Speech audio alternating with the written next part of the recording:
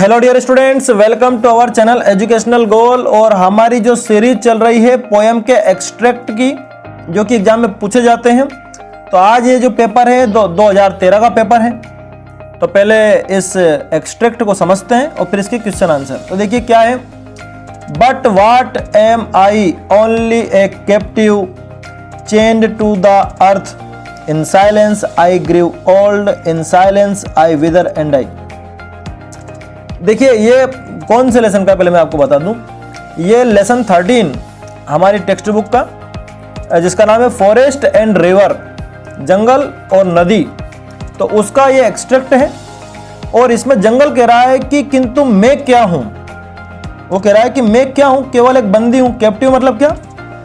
Captive मतलब जो बंधा हुआ है। तो बंदी एक जगह पर जो बंधा, मतलब पेड़ पौधे चल नहीं सकते। चेन्ड टू द अर्थ, धरती से बंधा हूं। चेन है मतलब मैं धरती से हमेशा अटैच ही रहता हूं, मूवमेंट नहीं कर सकता। In silence I grieve old, मैं चुपचाप ही बड़ा हो गया।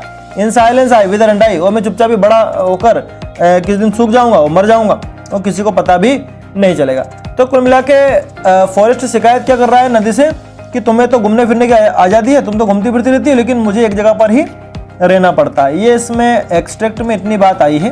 अब हम इसके क्वेश्चन आंसर देखते हैं ऑब्जेक्टिव के। Who is I in this line, कि इस इन लाइन्स में आई कौन है, यानी कि मैं कौन बात कर रहा है। तो कौन बात कर रहा है? इसमें बात कर रहा है फॉरेस्ट बात कर रहा है। ठीक है, क्या आ जाएगा इसमें? फॉरेस्ट आ जाएगा। अगला है from the above lines opposite of the word free is, कि ऊपर की जो लाइनें हैं इनमें से आपको अपोजिट बताना, मर्जी से नहीं बताना। बहुत बार बच्चे क्या करते हैं, मर्जी से अपोजिट लिख देते हैं। नहीं, पहले आप क्वेश्चन पढ़िए क्या पूछा है।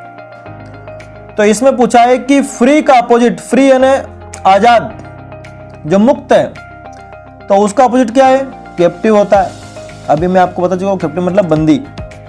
फिर अगला क्वेश्चन है कि give the name of the poet, कि आपको पोएट का नाम बताना है। तो देखिए पोएट का नाम क्या है? जलालुद्दीन रूमी।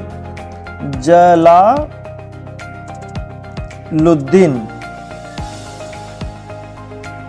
रूमी, ये नाम हो गया, पोएट का नाम हो गया जलालुद्दीन रूमी। ठीक है, अब अगला एक्सट्रैक्ट देखते हैं हम।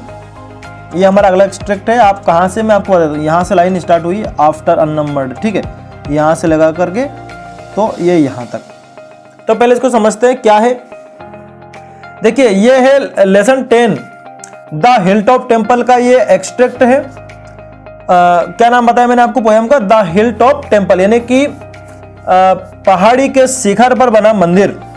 तो देखो क्या लिखा है, after unnumbered steps of a hill stair, कि किसी पहाड़ी की असंख्य सीढ़ियां चढ़ने के बाद, अननंबर्ड मतलब असंख्य, I saw upon earth's head brilliant with sun, कि मैंने देखा कि जो धरती का ये सिर है, यानी कि जो पहाड़ी है, ये चमक रही है सूर्य के कारण। The immobile goddess in her house of stone in A loneliness of meditating air, कि इसमें जो देवी बैठी है, जो देवी कैसी? इमोबाइल। देखिए मोबाइल मतलब क्या होता है? मोबाइल मतलब होता है गतिशील, गतिमान। तो देवी कैसी है? इमोबाइल है, यानी कि स्थिर है। तो उस मंदिर में जो पहाड़ी के शिखर पर बना हुआ है, वहां पर असंख्य सीढ़ियां चढ़ने के बाद जब मैं गया तो मैंने देखा कि धरती का ये जो सिर है, ये जो ऊंचा हिस्सा है, ये चमक रहा है। और यहाँ पर जो देवी है वो बिल्कुल स्थिर है अपने घर में, यानी कि उस मंदिर में विराजमान है। इन ए लोनलीनेस ऑफ मेडिटेटिंग एयर, यानी कि ध्यानस्थ मुद्रा में है। तो ये पोएम के एक्सट्रैक्ट का अर्थ हुआ। अब देखिए क्या पूछा है इसमें, give the opposite of brilliant.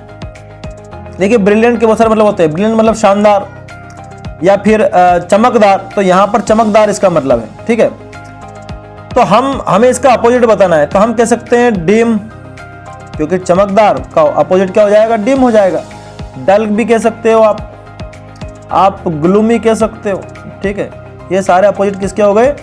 Brilliant के अपोजिट हो गए। ठीक है, मर्जी से ही बताना था, इसमें नहीं कहा है कि इसमें ऊपर दिया हुआ है। ठीक है, what did the poet see when he reached the temple, कि कवि ने क्या देखा जब वो मंदिर पहुंचा। क्या देखा उसने देखा ही सा the immobile goddess in her house of stone, उसने देखा कि देवी अपने उस पत्थर के घर में स्थिर रूप में विराजमान है। अगला है give the name of the poem and poet. आपको पोएम का नाम और पोएट का नाम दोनों बताने हैं। तो पोएम का नाम क्या होगा? The hill top temple. ठीक है, लेसन 10 है आपकी टेक्स्ट बुक का। अगर आपको पूरा अर्थ समझना है इस पोएम का तो हमने बना रखा है ऑलरेडी वीडियो, आप प्लेलिस्ट से निकालें और देख लें। उसके बाद इसके जो कवि है श्री अरविंदो, ये भी पूछा है, तो आप लिख देंगे श्री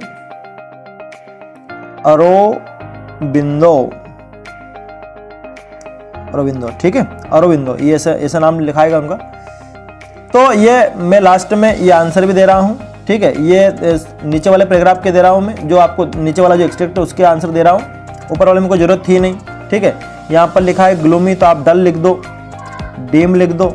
ठीक है, डीम सबसे बेहतर रहेगा क्योंकि ब्रिलियंट मतलब चमकदार, तो डीम मतलब कम उजाले वाला, धुंधला।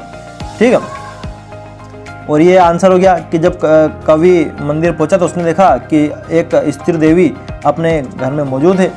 ये कविता का नाम, ये कवि का नाम। ठीक है, तो ये आपका 2013 का भी मैंने पोएम के जो एक्सट्रैक्ट आए थे वो समझा दिए हैं। तो बने रहे हमारे चैनल के साथ।